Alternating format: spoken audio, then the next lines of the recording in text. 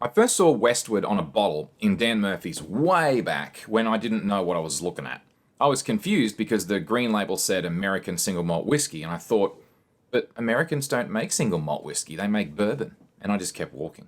Well, time goes on, I start reading more and more about how the American whiskey market is going through their own revolution, on a larger scale, of course, but similar to what's going on in Australia.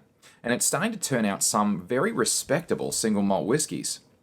So, color me intrigued. And this little sample from the Advent calendar last year is my ticket to try this one out. And I can't wait.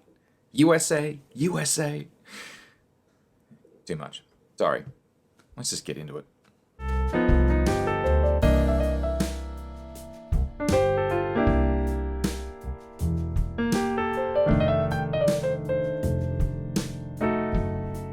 This is Whisky. I'm John Chidgey. Always remember to drink responsibly in moderation and where and when appropriate. Feel free to like and subscribe if you're watching this on YouTube, and visit engineer.network/whiskey, without the E, to learn how you can support the show. Thank you. The Westward Distillery was founded in 2004 by Christian Krogstad and Thomas Mooney in the heart of Portland, Oregon, originally as the House Spirits Distillery, and today it's one of 11 distilleries in the so-called Distillery Row in Portland. They use locally sourced two-row barley, which is unsurprising since the Pacific Northwest of the US is the country's primary barley growing region.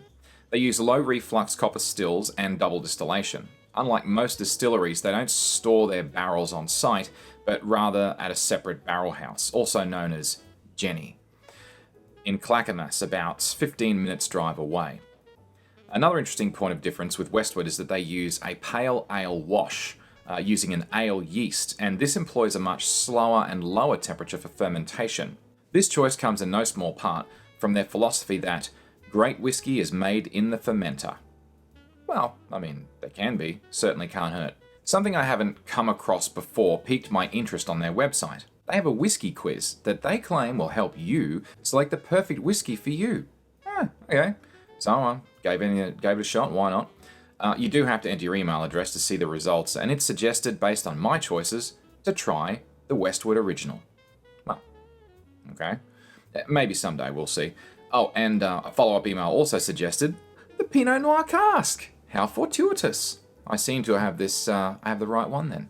Anyway, now I'm going to sit back, relax, and see just how many spam emails I just unwittingly signed up for. Yay. The Pinot Noir Cask offering from Westward costs $155 Australian for a 700ml bottle of this thing from Sense of Taste.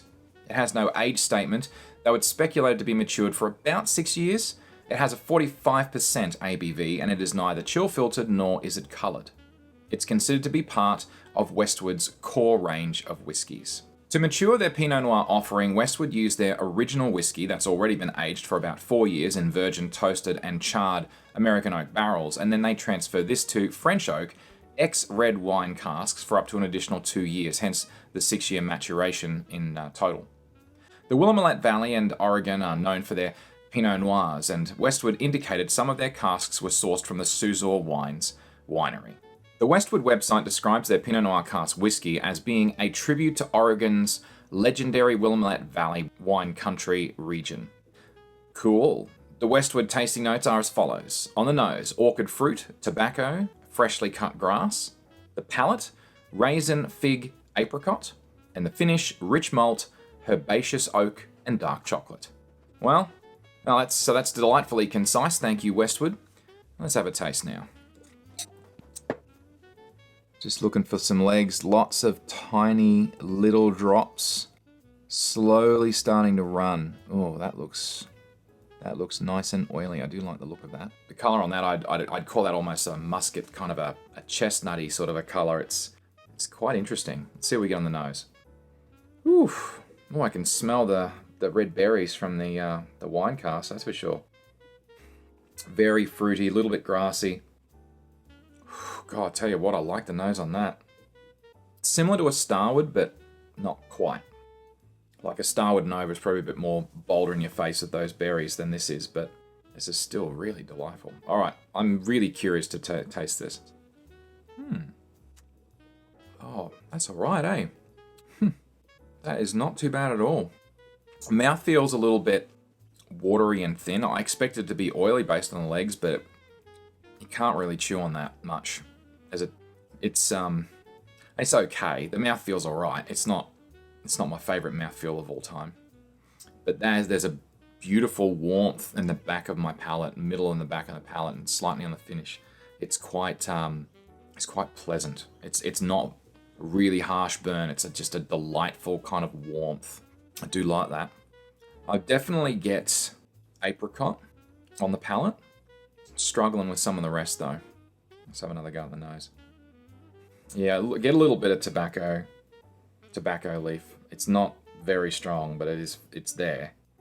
Slight bit of caramel as well, I'd say. It does have a pleasant nose, I have to admit.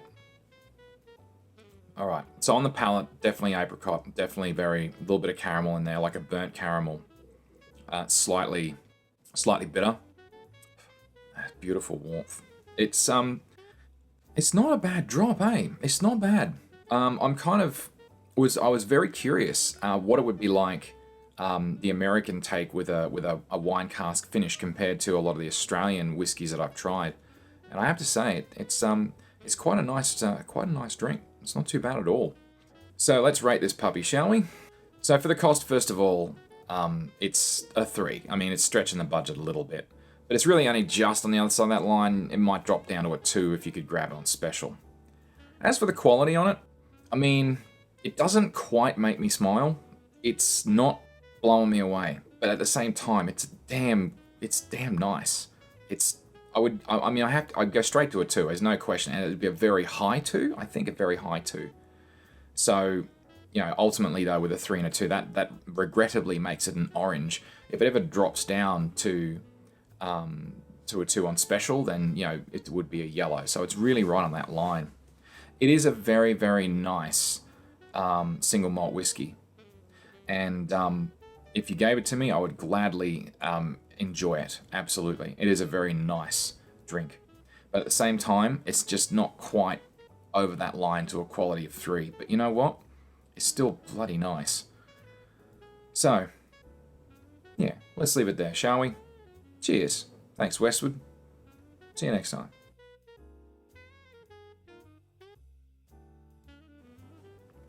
It's pleasant. I like that.